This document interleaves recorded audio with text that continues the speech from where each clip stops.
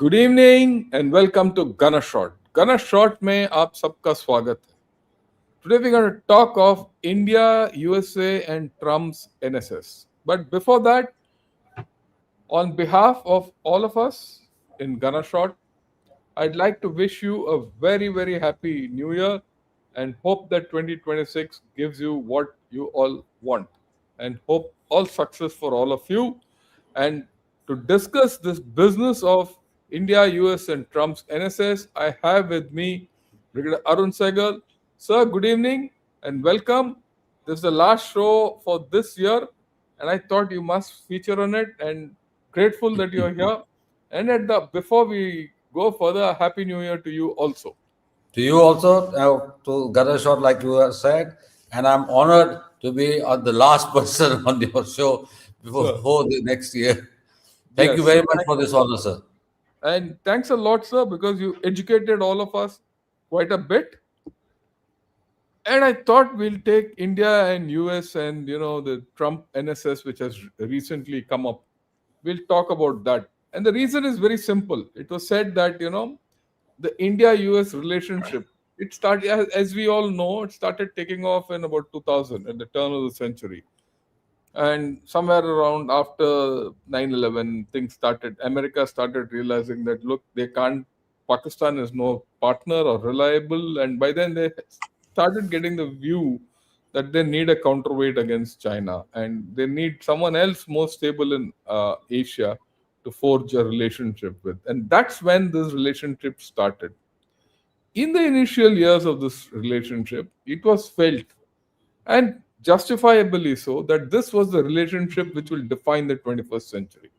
Not the India China relationship, not the US China relationship, India US. And this was said by two successive presidents on that side and prime ministers on this side. Things were going well. In fact, things were going very well till the beginning of this, till April this year. Suddenly, things took a turn. Uh, Call it Opsindur effect, call it the Pakistan effect, call it the China effect, call it the Trump effect, call it USA effect. Many issues. And ever since then, the India-US strategic partnership has been derailed completely. Let's face facts. We have a relationship with USA, and that relationship remains deep because of defense and things like that. But is it strategic in nature? The way it was conceived is anybody's guess. There are times when people like their defense minister Hexeth and Rubio, they talk of India being a very critical partner for them in the Indo-Pacific and things like that. But how much of it is just rhetoric? How much of it is lip service? Or what they mean is a thing. On the other hand, tariffs. We along with Brazil, are the crown kings of 50% tariffs. A deal with them has not gone through, and many issues have come in between. And of course, Pakistan has played its hand, uh, right? Amplified by a few other factors. Uh, have they played on Mr. Trump's vanity? Possibly. Have they played on his weakness? Possibly. Has Trump played on his own weakness towards India or blind spot on India? Possible. So many things are there in this equation. But today, this equation stands in shattered, if I may say so. And what's worse is that things are getting, from a government to government relationship, country to country relationship, it's now hitting the Indian diaspora, which is there, which is quite prosperous. The diaspora there is coming under, some form of I wouldn't say attack, but definitely under some stress. And counter to that, there are a lot of people from USA investing into India. I was just talking to Brig Arun Sahgal about it.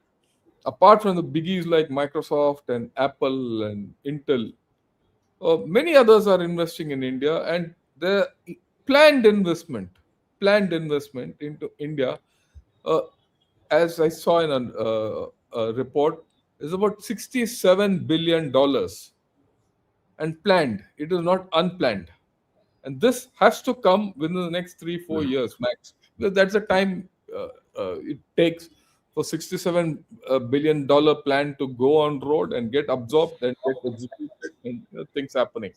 In the next 4 5 years, you'll see the a whole big change in the Indian economic scene. It's very axiomatically, it is USA which will pump prime India. Make no mistake about it. Investment into India will pump prime India. At the same time, it is USA which is derailing this their own strategic partnership. On our side, we have been quite uh, patient about it. We have not. We've been, I wouldn't say subdued, but we've been restrained about the whole affair. Right? That's what it is from a India-US uh, point of view.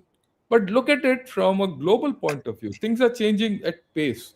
China is struggling. Russia has still not got out of the Ukraine war. In any case, the Russian economy has severe limitations, right? It doesn't give you an alternative to USA. We are deeply embedded with USA, and we are trying to explore things with EU from our perspective. But overall, things are changing at pace. Now, this change at pace between the China, USA, China, EU, USA, EU, right? USA, Latin America, things are moving. Just to give you an idea, if you think we are in a problem, 2 days back, uh, there was a park in Panama where there was an old statue, 150-year-old statue of China, which was broken down by a bulldozer.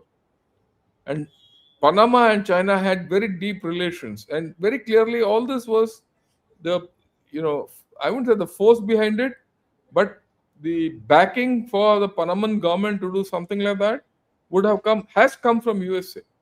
That's part of Mr. Trump's Latin American policy, right? So I'm giving you a long-winded thing because you have to understand what Brigadier Sahgal is going to tell you.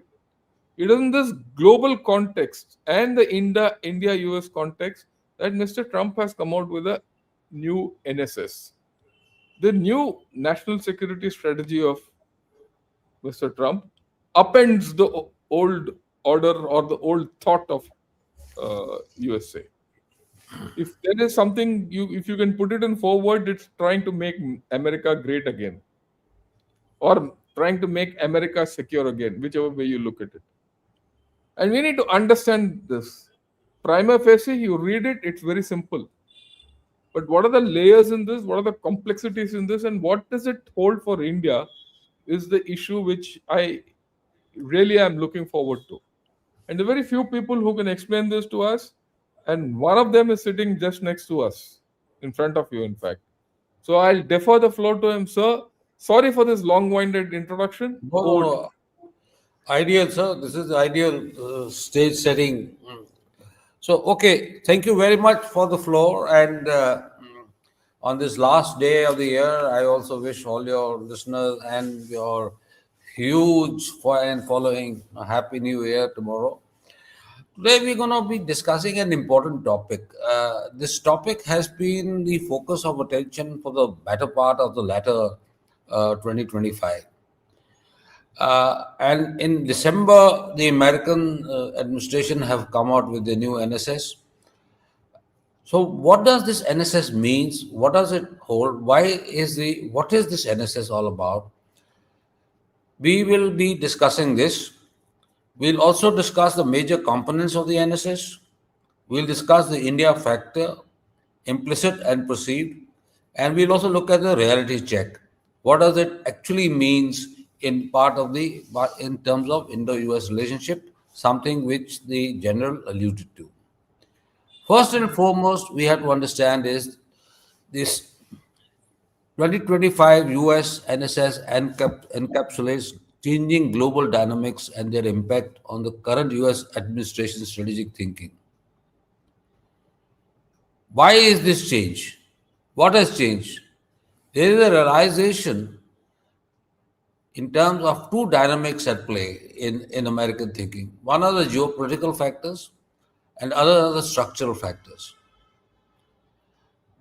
Coming to the geopolitical factors, Americans realize the recent conflicts, the ability of the US power, and the way the global power balance is playing out is questioning the US unipolarity. US no longer remains the power that it can dictate the global order in terms that it thought it could dictate.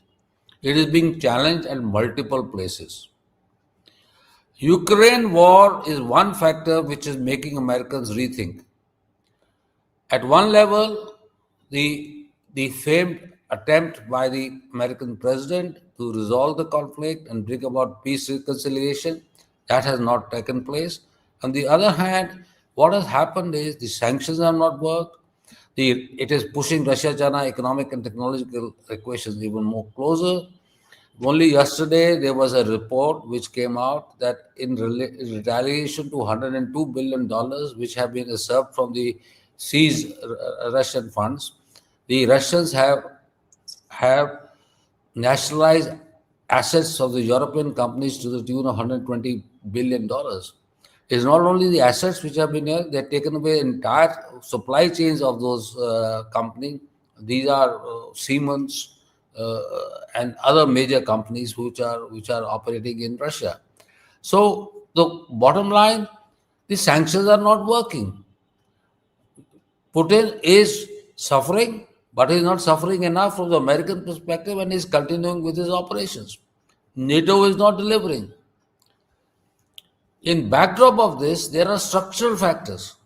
What are the structural factors? There is anxiety over declining economic, military, and technological strength.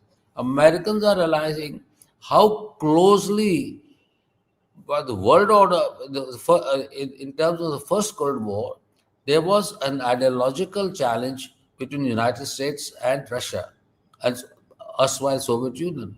But this challenge from Russia is operating in the same global geo-economic system. So, in this, which the United States is dependent on trade, the United States is dependent on Chinese technologies, and its United States is concerned about a growing military capabilities. I.e., China is becoming a military technological contender and with its control of supply chains, it's becoming a global player, which the Americans are finding difficult to control. Next issue is, like I said, is the economic and political realities at home. Jobs are not there. When you have a contested relationship in terms of trade, you are not getting the supplies at the kind of cheap supplies from sweatshops of China and other global supply chains. You are trying to build up your own capacity as a home. It's going to take time. So you come up with this tariff narrative. What is the tariff narrative? Impose tariffs on friends and partners and all the others so that you make those supplies expensive, from global supplies expensive, and try to build up capacities at home. But all this takes time, and you have to have both in terms of manpower, resources, and the capabilities, technological capabilities. That is something which the American president, after 1 year, is realizing is not going to happen in a jiffy, and it's going to take time. So, in this backdrop, what does the NSS talk about? The NSS talks about is America First framework, which subordinates US foreign policy to domestic revitalization, national sovereignty, and looking at border controls as a primary security, because it believes that the foreigners are coming in, immigration is taking place, and is taking away the American jobs. To that extent, this NSS narrows down US engagement to issues that directly affect core US national interests, downgrading its earlier avatar of expansive globalist and value-driven interventions. I basically means is that this NSS explicitly says America will not be the global policeman. It will not intervene in all conflicts into or any all those areas where its intervention will be only interest based where its interests are involved. Second, economics is the new security parameter. It is looking at economic independence, reindustrialization, balanced trade, and energy dominance as its core way to national security priorities or national security domination rather than military capacities. It underplays military vis-a-vis the economic independence and reindustrialization. The tariff, reshoring, nearshoring, tighter investment, and export controls are the means it says it will employ, particularly against countries like China and India, and China primarily for its critical technologies, to ensure that Americans are not left out, or and the America or to and to also undermine the Chinese dominance in this area.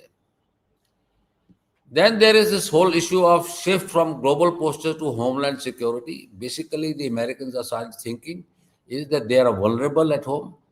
The homeland defense has been neglected, and they are also come up with the new doctrine. I mean, they have brought back the Monroe Doctrine style of primacy in the Western Hemisphere, essentially to ensure that the extra hemispheric intentions, primarily of the Chinese, are controlled. What is happening is this is something which we need to understand is China is making major inroads into South America. China is making major inroads into Mexico. It is making major inroads into Canada. It is also making inroads into United States. So the bottom line is the whole idea of a Western hemispheric oriented pivot is to ensure that these pivots are being controlled and managed to ensure that they do not undermine United States security. And in this case, like I go back, the security is no longer in terms of security, but in terms of economic and trade security. It also has an important chapter on military power and deterrence. It looks at military power from the perspective of peace through strength. It is centered on maintaining overwhelming military capability and a modernized nuclear triad. Towards this, it is willing to invest hugely, as you have seen. The latest American defense budget is $900 billion. And these investments are in advanced technologies, which includes AI, autonomous systems, long range strike. The whole idea being to raise deterrence while avoiding protracted occupations. On China and India Pacific and alliances, the NSS talks about China as a main principal strategic competitor, but there's a shift from 2017 to the 2025.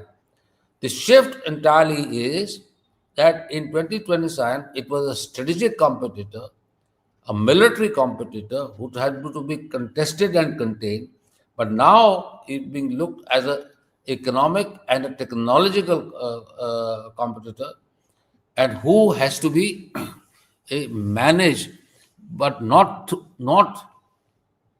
through open-ended military containment, but through trade, technology, and other measures of denial and deterrence. It is it has got a very interesting focus on its allies. It expects its allies to do greater burden sharing and self-reliance. Focus Europe and Indo-Pacific partners. It is it is wanting selective interest-based coalitions rather than broad value-centric alliances missions. Basically, what it means is selective interest-based coalitions mean is that those coalitions that further United States security interests are the ones that Americans are willing to invest in, not across the board alliances. I mean, they just don't want to be part of any partnership which does not provide any value to the Americans. Like, for example, the quadrilaterals, the bilaterals, the trilaterals, which were all being thought about. AUKUS, for example, AUKUS is like under question for these days, because what is the value of AUKUS if it is not going to materialize before 2040? Now, as far as the strategic deterrence is concerned, deterrence is defined as preventing war by ensuring and no adversary can credibly hold the US homeland at risk with strength, military, and economic. Now, please note the fact the deterrence is being looked upon from two elements, both military and economic. So, as far as the military is concerned, the whole notion is creating overwhelming military capabilities along with fortified borders and creating a credible economic power. So when you look at the tariff policy, you look at the trade policies, look at the way Trump is arm twisting countries like Japan and Korea for investing in United States, how it is making Taiwan to invest in chips in United States. The whole notion should be very clear to us. The whole idea is sanctions, trade barriers, force investment into America. Idea being ensure credible economic power returns back to America. So the whole deterrence is therefore looked upon as sustaining economic vitality while trying to create industrial power and integrating that industrial power with its military means. As far as missile defense is concerned, it is modernizing its nuclear deterrent, emphasizing on direct, and this new program is a $1.1 trillion program which will upgrade its existing old missile capabilities, deploy new weapon systems, and now create even is thinking of creating a space-based nuclear assets. It is it is visualizing, taking a cue from the Israelis, a homeland missile defense vision, including a golden dome, which is golden dome is a very integrated and a very interesting and a technologically high funda aspect, something akin to President Reagan's Star Wars. It is going to have about hundreds of small satellites, all integrated, so and all will be able to work in, like it will be like what would be called as a satellite swarm in the space, all integrated and able to do the same task of defense and offense from space. In terms of its conventional force posture is concerned, like I said, it wants to create a technologically advanced joint forces, but its interesting part is, and this is very important part, is while it is trying to create a high-end deterrence and standoff capabilities for itself and for its employment, the mass of the regional presence, which basically means while the technological capacities to its reliance to its allies and partners will be provided by the United States, but the manpower, the fodder, the body bags will have to come from the allies. The allies will be asked to provide those body bags, be it in Indo-Pacific, be it in Europe, be it in Middle East. So this is an important construct of this NSS. In terms of geographical rebalancing, it is readjusting its threats and posture towards Western Hemisphere, which we talked about. And as far as Indo-Pacific is concerned, the deterrence is focused entirely on maintaining a favorable military balance and the first island chain and preventing conflict over Taiwan. Bottom line, the posture is not to take on in a conflict situation China, but to deter China for taking on any steps that changes the future of Taiwan. And in this also, there is a strong expectation for allied burden sharing and limiting US willingness for a protected campaign. So, with this, the overall thinking is in terms of burden sharing with allies, and this is an important practice, that US will provide nuclear deterrence, key enablers, high-end capabilities, while the allies will be expected to generate conventional mass and the frontline posture. You will fight on the front lines, you will provide the conventional forces, you will do the fighting on the ground, while the United States will provide you with technological capabilities. So it is a major shift from global force provider to orchestrator using selective forward presence, economic leverages, and allied capability to sustain deterrence at lower direct US operational costs. And this is very important, at lower direct US operational costs. So with this I finished the NSS part before I shift to the Indian aspects of the NSS and Indo-US relations. If there are any issues or questions which the general would like to ask me to clarify or speak more about. Yes, sir. I just want to highlight one issue. While everyone talks about, that he's looking hereafter into his own hemisphere, his backyard, and Latin America and the Western Hemisphere, and in the rest of the world, he's going to have I would say, a backup kind of a role. That's what emerges out of this whole thing. An issue which is playing out and which people have to understand is the pressure which USA is putting on China in America or Americas, North and South America, sooner or later is going to affect others. It's like a balloon. You press a balloon in one place, it'll come up the other. The whole story is in a balance of enthalpy. So, right, you put pressure here, it'll go there. You put pressure there, it'll come back here. So it's just that Mr. Trump has changed the pressure points. The objects of his pressure still remain the same. It's just that the instruments of pressure on China have changed, right? But the fundamentals of that, pressure have not changed.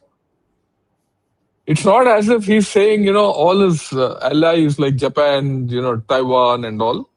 No, you're going to do the fighting. Fine, they'll do the fighting. But till then, what? It's not as if he's stepping away from it. And if you see what's going on today in Taiwan and in, with Japan, actually the Trump NSS is being put to test there already. What's going to happen in Japan and what's going to happen in Taiwan is going to have a lot of ripple effect. One thing I'd like to highlight, before the Trump NSS came out and before Sanai Takachi became the Prime Minister of Japan, there was no talk of Japan going nuclear. Today, there is talk of Japan trying to go nuclear, and today China, and which I discussed in the morning with all of you, China has said that within 3 years, Japan can go nuclear, if it wants. Now, these are the issues which are going to come out of this NSS, willy-nilly. If those things happen, like I said, the pressure shift somewhere, the pressure point shift somewhere, effects are going to be different with something which we are not used to. So to some extent, to a large extent, whatever Mr. Trump has done so far or is doing so far, or as far as his hemispheric strategy, make America great again, his Monroe Doctrine is concerned, is going to have effects elsewhere. That's the first point. We're going to talk of India, but let me trip it. Already, India is thinking very seriously that it needs to have its own Monroe Doctrine. If the global policeman is not going to be around, someone has to police. Otherwise, this whole place will be like Bangladesh. No one in control. So there are going to be second order effects of this doctrine, which we'll need to understand, right? And I just thought I'll elucidate it. So your views on what I've said, because they are a little hatke from what probably is there in public domain. And then we could go ahead with the India aspect. Sir, your views are absolutely valid, and once you hear me out on my second part, you will realize that I am echoing what you are saying. Thank you, sir. So, We'll go ahead then with the second part. okay. So now I come to this crucial issue which General Shankar also raised during his opening remarks is the shift in India's salience. Uh, he highlighted the fact that we were strategic partner of choice in post-Cold War, and at that time it must be remembered that it was more of American requirement equally as India's, particularly in the fact that the Soviet Union had collapsed, world was in disorder, and there was this huge China challenge emerging out.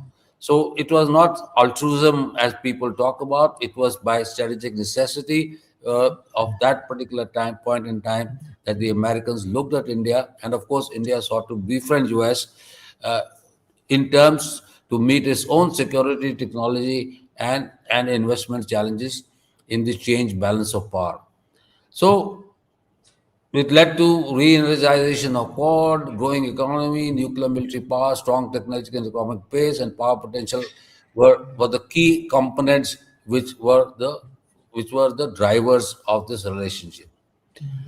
But the question comes about is, and also one more factor, because of India's strategic importance till 2024, 20, and India's relationship with China and Russia as part of security calculus, I mean, the SCOs and BRICS and all were all accepted, primarily because it was felt within the American Western camp that India is too important to be allowed to go completely in one way or the other away from the Western camp. But the what we are seeing today in terms of the U.S. relationship with India and its the way it is being shaped, there appears to be that there has been an important determination that India's salience in meeting in U.S. core strategic interests has diminished. These have been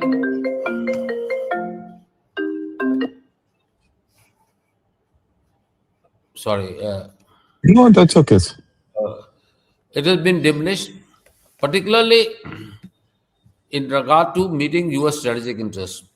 The India's power equations and multi-alignments are seen as inimical to U.S. interests, and there are tensions over trade and service as a corollary. Consequently, Indo-Pacific realignments, trade, and tariff immigrations are part and parcel of the coercive strategy. That's the general perception. Now, let's look at closely at India in the NSS. India's reference, although limited, but is functional in functional terms, is huge. It looks as commercial ties, quad cooperation, sea lane security, critical minerals, and a co-ship in terms of practical meaning of India's role in the region, rather than in terms of abstract role of a co-shaper of global order, uh, etc., which was generally being played around in the 2017 NSS. Uh, It has also shifted about a convenience partner important to US China strategy, but not central to Washington's overall grand design. But this is important. This is what the general was also talking about. India remains important to US China strategy, but may not be at this particular time central to Washington's overall grand design. Therefore, there are no treaty style obligations for India which are being signaled, but a huge amount of functional expectations in terms of security contributions, deeper economic alignments, and tighter participation in US led Pacific architecture are nuanced and talked about, and I'll just highlight some of them. Security and quad-related expectations. NSS, while explicitly urges continued quadrilateral cooperation with US, Japan, and Australia, is in effect is asking India to sustain and deepen its role in the Quad as a maritime security multiplier and counterweight to China. It is expecting India to contribute more to Indo Pacific security by expanding defense cooperation, domain awareness, and naval coordination, particularly in keeping sea lanes open and raising the cost of Chinese coercion from the Indian Ocean, which is implied as something which is going to happen this year or next year as the Chinese start deploying two aircraft carriers simultaneously, etc., and what they call march to westwards in the Indian Ocean. In in terms of in terms of burden sharing, the NSS expects to partner India to step up its defense efforts and translate these into higher capability investments and larger role in regional security, but has fallen shy of couching it in some kind of an alliance language, primarily to meet India's sensibilities. The text is cautious. It reads implicit ask for greater interoperability, more regular exercises, and selective access and coordination in the Indian Ocean and adjacent waters to support collective deterrence, especially against Chinese naval expectations expansion. Now, please note the word. The idea basically is that India is not being thrown under the bus. India remains an important player, but the aspect of where India's critical role comes is on the important gateways like the Malacca Straits and the sea lines of communication, and also in areas where the Americans have very little presence in Indian Ocean, is where the NSS highlighting India's role. The implicit expectations are burden sharing and revitalization of allied industries. The While there is no direct reference to Indian systems, submarines, carriers, or vessels, the suggestions include coordination and logistics as areas where US technology sharing can support Indian expansion. Now, this is an implied this thing. What are the interpretation? Expect Indian investments in long-range precision fires, drones, systems, C5 ISR, uh, and blue water naval assets to fill US capacity gaps in northern Indian Ocean and NSS. It is in these areas the United States is willing to scale up Indian indigenous production, support it, and include it with technological capacities and capabilities, all to be discussed, uh, agreed upon, including, sadly, is export control alignments for deeper technology access. So it's not coming free, it's coming, but Americans are willing to look at technological capacity building for India on the basis that India requires them and for it to play a stronger role in the Indian Ocean region and also expand it to the first island chain should the situation so demand. Maritime domain awareness and surveillance. It is looking at enhanced real maritime intelligence sharing and surveillance networks, particularly to deal with the Chinese naval expansion and secure slocks, with India expected to play a lead Indian Ocean war via Quad mechanisms and joint fusion centers. Therefore, investments in space-based ISR, uncrewed systems, C5ISR, etc., are integral to this picture building and response to gray zone scenarios. In all these areas, the Americans are wanting to be indicating to be a willing partner. The next area is naval presence and power projection. The strategy implies Indian forward deployment and sustained operations in choke points like Malacca Straits and Andaman Sea, prioritizing blue water assets for deterrence and freedom of navigation. and expansion of its carrier strike group, destroyers, and submarine force. Interoperability and force multipliers, quad focused anti-ship missiles, mine long-range precision fires, autonomous vessels are all highlighted as needed for an integrated denial against Chinese aggression, with US technology access tied to the Indian scaling. In terms of Indo-Pacific and China competition, the NSS asks India to improve commercial relationship with India so that New Delhi can contribute more to Indo-Pacific security, explicitly citing continued Quad cooperation and joint efforts to keep sea lanes, including South China Sea. So here is an important aspect that the Americans would ask and expect a military role for Quad, something that we have been shying away from. And this is an area that's going to become a critical aspect of our relationship going forward. So, it is in fact pushing India for a larger share of deterrence burden against China, from Indian Ocean slot security to participation in coalition response to Chinese attempt to restrict maritime traffic. The whole idea being is they are front ending India in this discourse, while Americans are clear that they will play a background role and limit its own forward presence.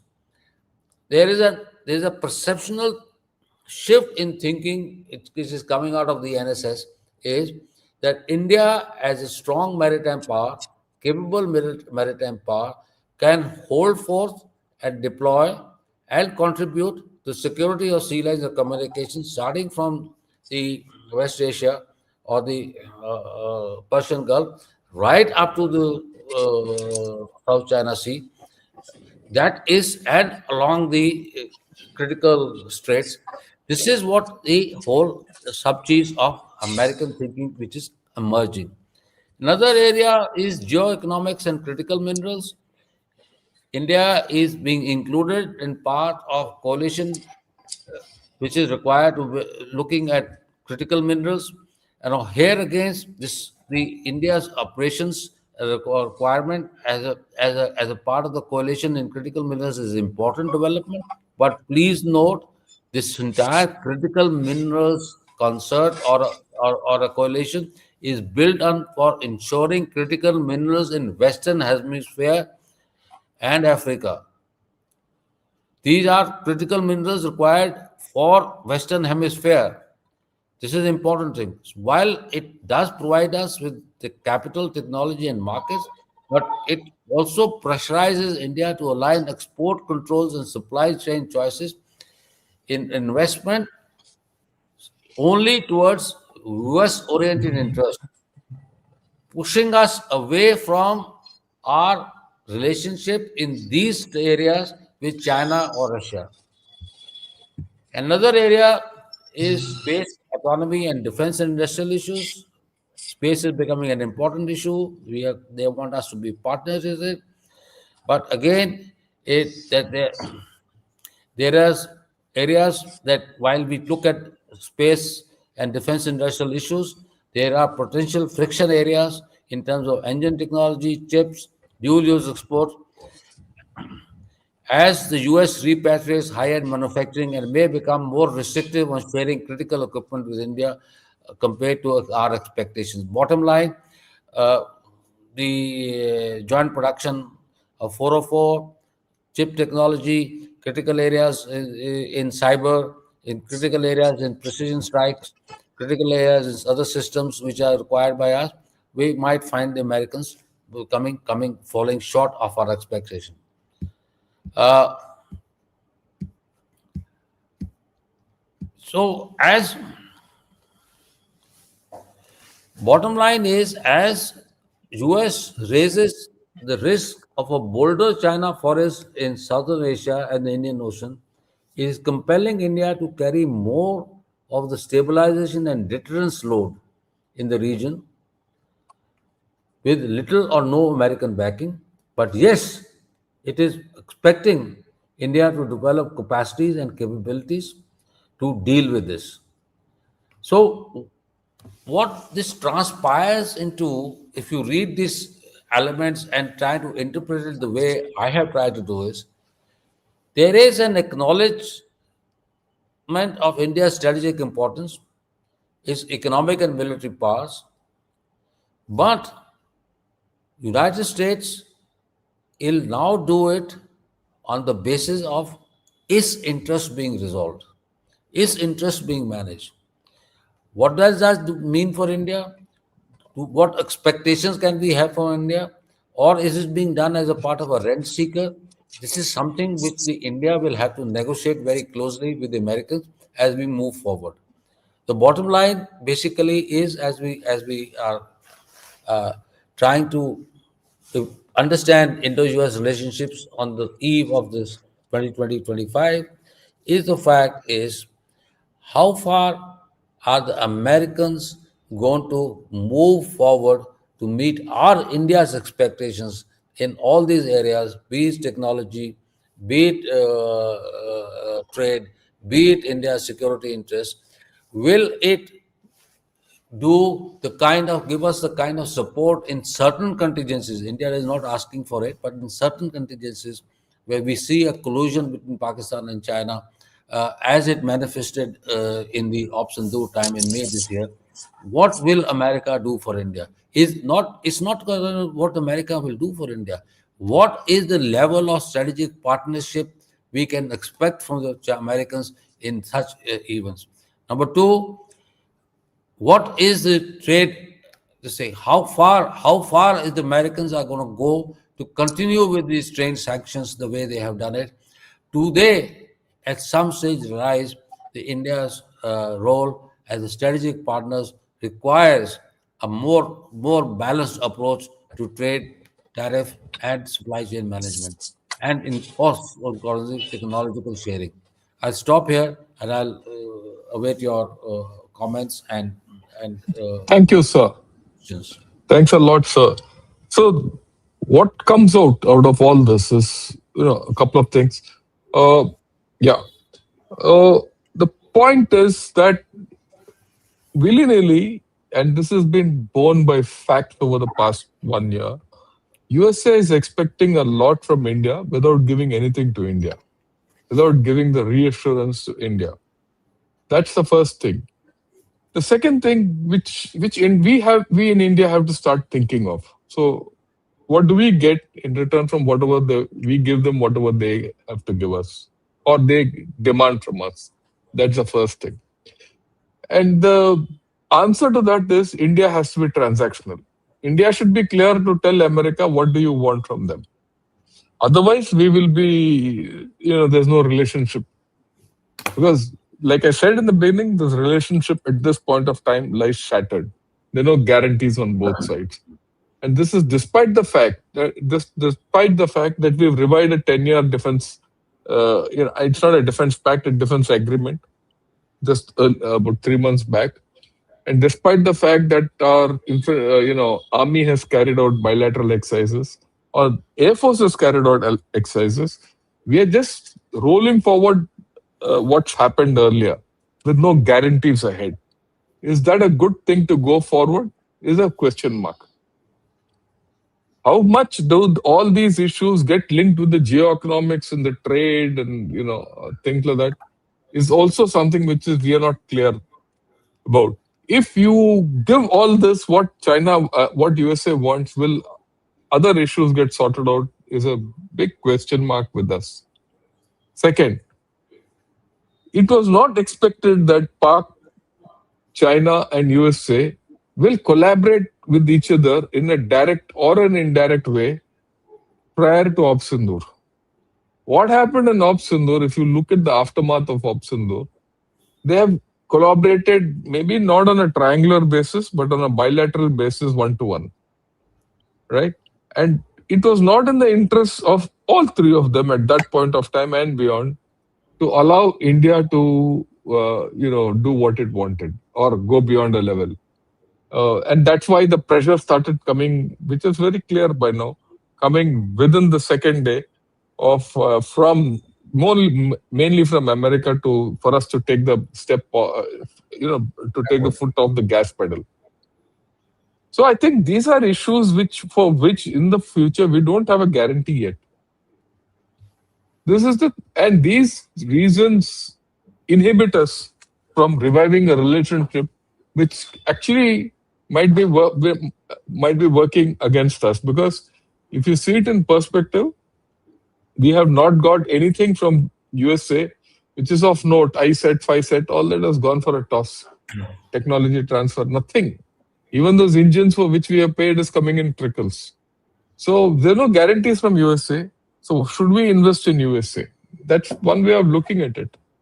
The other way of looking at it is you are already invested in USA. Your complete strategic airlift is from USA. If you have to keep maintaining that, and that's a thing which is a outflow of 25 years of a relationship. It will go in for the next 25 years. So you can't ditch the USA. What? That's the first part of the story. The flip. The second is, look, we all know our difficult environment in Bangladesh is fundamentally again set of actions willy-nilly, not in concert, but have happened in concert between Pakistan, China, and USA. I mean, that's an open secret anyway. So, is there a case of pulling USA out of this deal in Bangladesh by offering them a sop elsewhere in the form of cod, right? Which means if when USA takes its foot off the Bangladesh pedal, which at this point of time is quite loose, mind you, and then we start controlling the Bangladesh situation. We need to. So these are the things which we have to see, because I think principally if Bangladesh is under control, a lot of stability will come into our neighborhood, and we'll be able to handle Pakistan for whatever it is. And of course, the strange relationship between USA and Pakistan, which has developed, we don't know. We don't know if which way it is going. We just came to know that Munir's daughter has been married to his brother's son or something like that. Something like that might be happening between Trump also. So we don't know. We don't know, because people went and had a meal of him. So we don't know. So a lot of imponderables. The whole story is that it creates a sense of ambiguity, strategic ambiguity for India. Now, how do you navigate the strategic ambiguity in India is the question. And this is what will be our challenge as we go ahead into 2025. So, I mean, at this point of time, I don't have answers for any of this, except for the fact you'll have to let some time pass before certain answers start coming out. Because, like I said earlier, there are new problems coming up because of all this. The Indo-Pacific situation, it's not, after all, America is not playing this game unilaterally. There is also China involved, there's also Japan involved, there's Philippines involved, there's Taiwan involved. They're playing their own reactionary games or proactive games, and things are happening. We also have our bilateral relationships and everything going. So there is a set of equations which we have to deal with, and you have Russia to not you can't forget Russia either. So a whole lot of things are happening, and as we are speaking, there's a game-changing event happening in Iran. Iran is up in problems. People are out on the streets. We don't know where this will go, and if Iran goes, bonkers, we don't know how this whole game will change automatically. Many things which the some Trump's national security strategy lays down are subject to events happening or not happening. We don't know how they're going to happen. But these are the realities. Like I said earlier, if USA puts pressure on, in the Americas, a certain amount of reaction will happen on our hemisphere also. And that I don't think has played out. So let's focus. All at this point of time, as we end 2025, all we can say is Of course, one point, important point. All this has been blown up by the human resource issues which have come up in terms of migration and diaspora, all that. Now, if you want to be a good boy with USA, will those pressures go off? It's a question point, a moot point, right? Whether you are a good boy with USA or not, the US investment is coming. They have no choice. Like I said, I've been saying always, in terms of scale and skill, there is no alternative to India. The world needs India. It's just not that India needs the world. So it's a two-way thing. So all these issues are there. They're up in the air. Um, to be very honest, at this point of time, we don't know which side the cookie will crumble or harden up. So I would like you to hazard a guess, sir, and look into it before we can take some questions from everyone. Over to you, sir. Okay, so uh, the bottom line is India is following a multi-alignment policy, and multi-alignment policy basically means is that India is not putting its all eggs in one basket. India is conscious of the fact is that there are limitations to our relationship with the United States. We thought we had a certain degree of equations, but rightly so, we remain member of SEO. We have been a encouraging member of BRICS. And in terms of economic issues, etc., we are expanding our trade partnerships. We might suffer, but like I said, I try to explain in my talk, the United States is conscious of the fact is that if there is a major power in Asia, other than China and the United States, it is India, which has the capacity, the capability, and a commitment to play a balancing role. It is that balancing role which the Americans understand, and they realize that.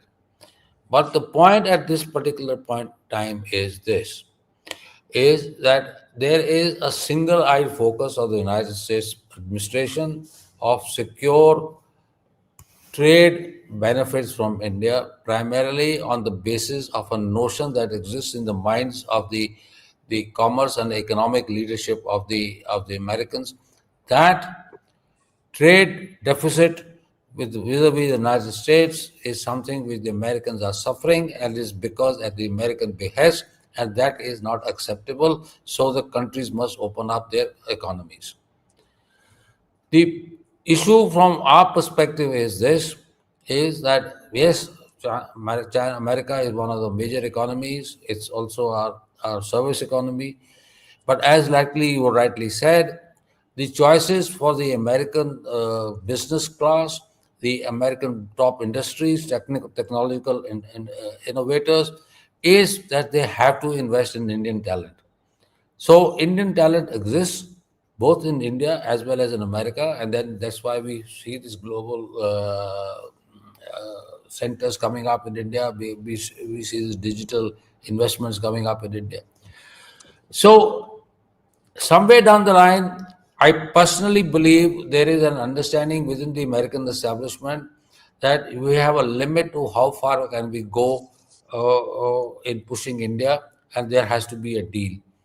Uh, what kind of a deal? We don't know. But what has happened is there is too much of psychological damage which has been done. Damage at people to people level has been done. Immigration has become such an issue. The Indians are being being hounded in America. Is a communal kind of a violence which is being in the United States. So under these circumstances, it is not likely that things will come back to normal, but they can improve. But the start point of that would have to be that United States has to make up a mind what kind of relationship it wants, and the sign of that mind would be lower than 20% trade tariff on India, lifting of 25% of coercive tariff vis-a-vis Russia, and bringing down overall tariff to 15 to 18%. That will be the first sign. Number two, controlling the rhetoric within his own country, which I believe will start happening sooner than later, because as he starts to face midterm, is already facing challenges. Third is the issue is that India have to acknowledge the fact that while India will manage sea lines of communications, manage its oceanic waters, manage its oceanic space, it will also manage its continental space, but it will manage on terms that India wants to do it, which India wants to do it, and in that India will seek partnerships in terms of technological and capacities, but these will be a transactional relationships. It will not be any kind of some kind of a giveaway to India. It's not. No, it will not be.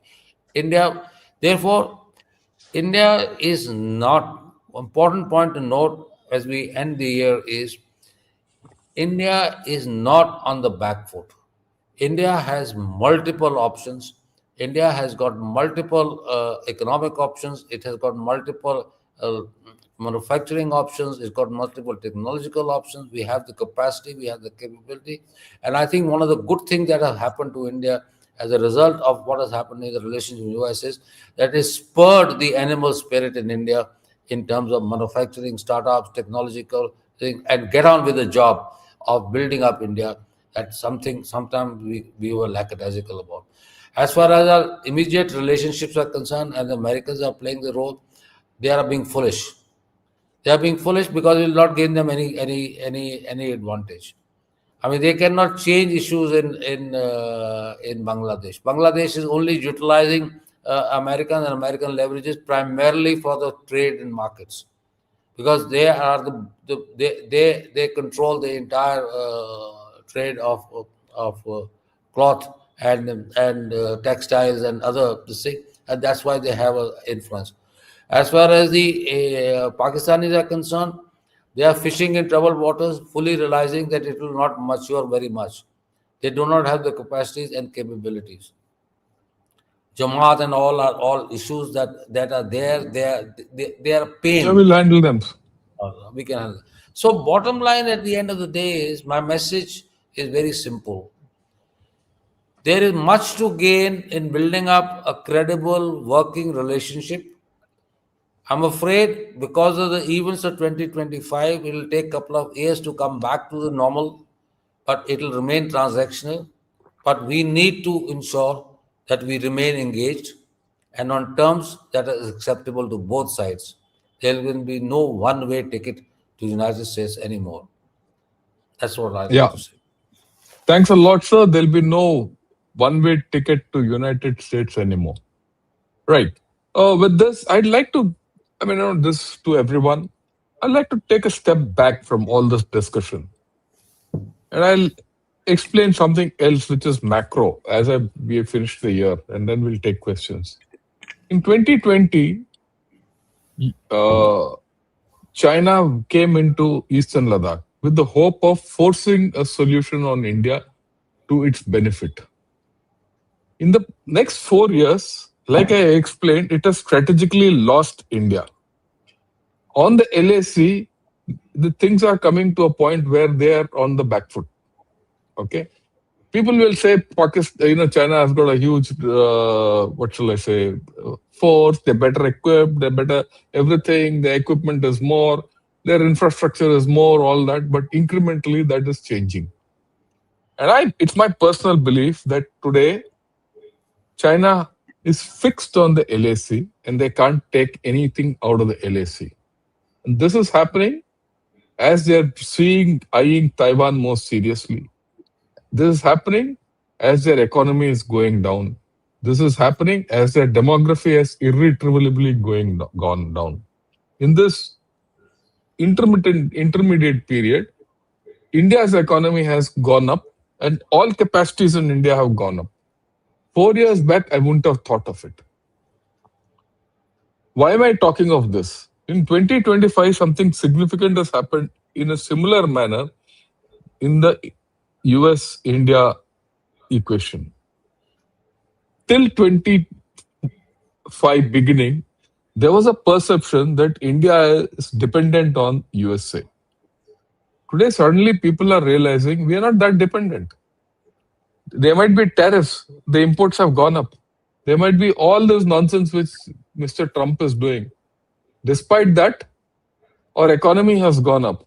There might be many other things which are happening, but we are still firing intercontinental ballistic missiles and sovereign launched ballistic missiles. A shift has happened. If the first shift happened in 2020 strategically in India, I see the second shift happening now. And my bottom dollar, which I'm going to bet on, is 2026 is going to be a year of India's strategic shift. It's going to happen. Right? It's a matter of time. I mean, and that time is now, and that it's going to happen. And you will also see that the way things are happening in USA. I'm talking of USA. There's a lot of movement against Indian tech over there. If Indians and Indian tech are taken out of America and they come back to India, there'll be a role reversal, which is already being paved by tech companies in. Like I said, they can't go to China, they can't go to Vietnam, they can't go to Bangladesh, they can't go. Tech needs stability, tech needs brains, which is not there everywhere else in scale.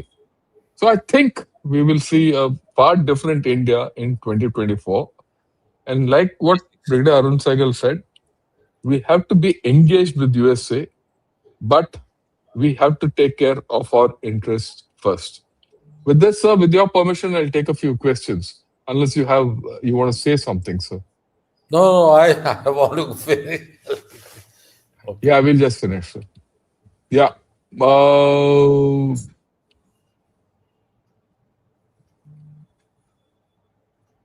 yeah. Should we take a leadership role in Quad and Indo-Pacific? Be more clear to the West, both to USA and Europe. We have a relationship with Russia, but have total clarity on China as a civilizational adversary.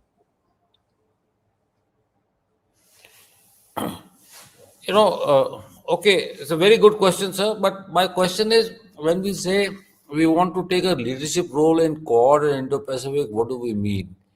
Uh, the fundamental issue is that United States has alliance partners in East Asia, extending up to the South China Sea through Philippines and through its relationship with Singapore and now with Indonesia slightly, etc. So, United States is a major player. Our interest lies in the Indian Ocean, and which we have to handle on our own. India is a standalone power in both in South Asia and in the Indian Ocean. So we are doing that job. We are, like I said, in the NSS talks about that kind of support the Americans want, and they are willing to support, at least in terms of the theoretical thinking in terms of NSS, by providing helping us develop capacities and capabilities. That's up to all that we can do. We can intervene in in South China Sea up to a particular point, but do what? So India's role in the maritime domain is maintaining balance and security of the sea lines of communications against disruptions by players who are inimical to our interests or the region, because everybody's oil, everybody's trade passes through this. And even the Chinese are not that much of interested. Their bases and spaces which they are building up in Indian Ocean region, that's something which we need to take care of. And as also the fact is that they are providing Pakistanis with Hunger class submarines, which have supposedly are advanced with some kind of a nuclear capability. We don't know exactly what it is. But the point is, therefore, India's focus has to remain within this area, starting from Persian Gulf to the Malacca Straits. We cannot go beyond that at this particular juncture. Future, yes. So when we're talking about Quad's militarization role, what the Americans are expecting for us is to use force application, boots on the ground, like I told you in the NSS. They expect mass to be provided by regional players. Are we willing to provide that mass in terms of, like Second World War, we provided Indian soldiers fighting wars? No. I haven't said no. So we are already doing everything that is possible. We are the strongest power. We are a nuclear power. We are capable power. We just tested a K4 3,005 kilometer ballistic missile system with a range which can hit the east coast of China. So we have the capacity. But I'm not going to fight a war, or my country is not going to fight a war for the Americans, for in which they say we'll provide you technological capabilities, we'll technology the high-end assets, but brother, body bags is your own. You provide the body bags. That's not going to happen, sir. So and also now reloss is another important development. We need to look at it. We have to work on it and see what kind of role the Russians are willing to play in the Indian Ocean. Just imagine two or three Russian submarines operating in the Indian Ocean region. They provide you information. They provide you some degree of let's say coalition security, coalitive security. And the fact is that they can come to your ports and get refitted. Their spare parts are available. Spare parts, you have the spare parts. They also have spare parts. So there's much closer relationship can be built with Russia tomorrow if we want to. I do not know how it's going to play out, but I think it will play out in a more positive manner. So from our perspective, there's a multi aligned Indian Ocean that we are looking at. We are not looking at US centric Indian Ocean. That's the point which is important. We try to miss it out tomorrow. So somebody will tell me you have Russia and China are partners. No, there are no partnerships. They are partnerships up to a particular point, but they are not so much partners this thing, and when their interests are not are collusive. Okay, so this is all a game which has to be played out, and we have to be careful in understanding and do how we are going to play this game. And that's what the general was talking about. 2026, the game has to be played, and we have to be very clear the nuances of the game, the drivers of the game, and how it ought to be played. Yeah. What a wonderful way to conclude the year 2025 by inviting Brigadier Arun Sahgal. Big thanks to both of you for enriching our knowledge, perspective, and equipping us with much needed qualitative analysis. Happy New Year. Yeah, thanks a lot, Tibetan Monk. Happy New Year to all of you. I'm not going to take any more questions because it's quite time, and all of you must be ready to go for your respective New Year celebrations. And all I'll say is, as you go, take care, have a blast, do whatever you want, but at the end, be in balance in the new year because, like I said yesterday, it's good to be having high spirits in the new year. You should start high new year with high spirits with all your family and everyone intact. So take care. So, a very happy new year to you once again. Thank you for joining in today and educating us. Our next program will be in the new year, sir. Okay, thank you. Same to you. Happy New Year to you and your family and your millions of your listeners. Thank you very much. It was an enlightening experience for me. Thank you. God bless you all. Happy New Year 2026. God bless. Thank you, sir, and Happy New Year to you and everyone, and Jai Hind.